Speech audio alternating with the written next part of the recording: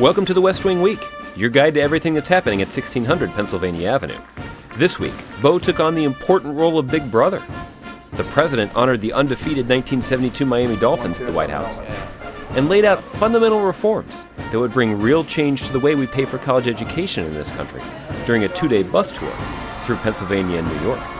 That's August 16th to August 22nd, or the Welcome Sunny Back to School Make College Affordable edition. On Monday, the Obamas welcomed the newest member of their family, a little girl. Yes, a puppy named Sunny. Just like Bo, she's a Portuguese water dog, and she's the perfect little sister for Bo, full of energy and very affectionate. And the first family picked her name because it fit her cheerful personality. She, along with Bo, will help the first family with some of their official duties, from visiting Walter Reed and the Children's National Medical Center to inspecting the holiday decorations and welcoming guests at the White House. Welcome, Sunny. On Tuesday, the president hosted the undefeated 1972 Miami Dolphins for the first White House ceremony honoring their historic season more than 4 decades ago. I am proud to welcome the only undefeated, untied team in NFL history to the White House for the very first time.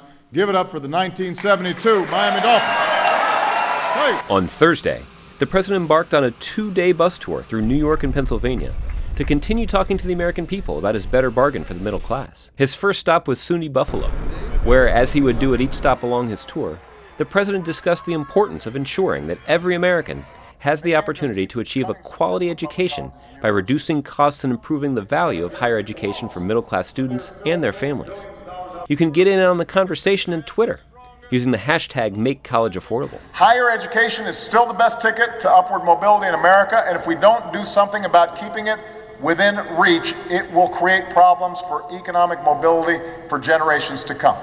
And that's not acceptable. Then the president headed due east, making his way along the 150 miles of Interstate 90 to Syracuse, first making a stop in Rochester. How are you? How you doing? Welcome to Rochester. Thanks for where he stopped in at a local favorites, Magnolia's, met some of Rochester's youngest, and sat down for lunch with college students, parents, and Secretary of Education Arnie Duncan to discuss his plan to make college more affordable. Then it was on to historic Seneca Falls, where the president contributed to the collection at the Women's Rights National Park, with a signed copy of his remarks from the bill signing ceremony of the Lilly Ledbetter Fair Pay Act. He toured the exhibits and spent some time soaking up the sights and sounds of this thought-provoking museum.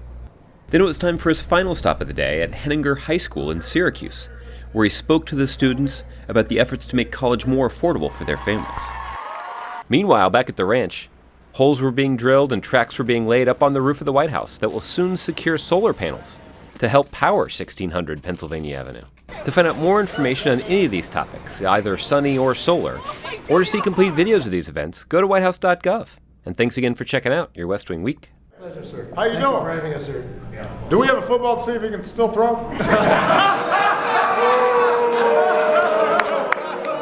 I am the highest rated quarterback in the history of the Super Bowl. Let's see this. Let's see this. Let's see this. Let's see this.